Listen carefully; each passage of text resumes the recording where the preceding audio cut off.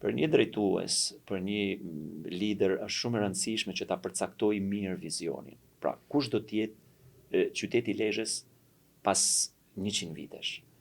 Sepse kaq një udhëheqës, një lider, një drejtues duhet ta parashikojë.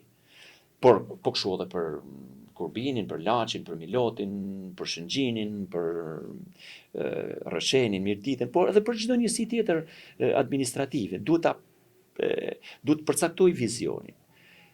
Vizioni pastaj mbushet me një plan strategjik. Dhe plani strategjik patjetër ka shumë komponent, shumë strategji, të cilët e plotësojnë vizionin dhe e realizojnë vizionin.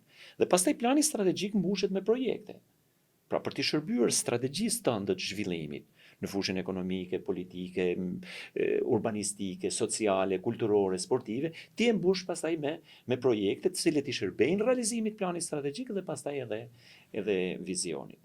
Kështu që unë e kam patur shumë të qartë vizionin se ku do të ishte Lezhë dhe si do të ishte Lezhë pas 100 vitesh, dhe besoj se ato projekte modeste që unë me stafin tim të Bashkisë Lezhës kemi realizuar, i kanë shërbyer civilizimit të qytetit, i kanë shërbyer zhvillimit perspektivave të qytetit dhe besoj se kanë qenë një gur shumë i mirë në themelin e këtij qyteti për të ndërtuar edhe për të vendosur tulla të tjera, kryetarë të tjerë, të cilët drejtuesit e tjerë, administratat e tjera që kanë ardhur në Bashkinë e Lezhës. Por besoj se sheshi i qytetit, shëtitoria e bregut Drini, ta kthesh bregun e Drinit nga një vend, nga një objekt i cili jo vetëm Mushkonja, po i cili rrezikonte të përmbytte 3 herë në vit lagjen Beslidhja absolutisht, dhe ti ta kthesh në një shëtitore ku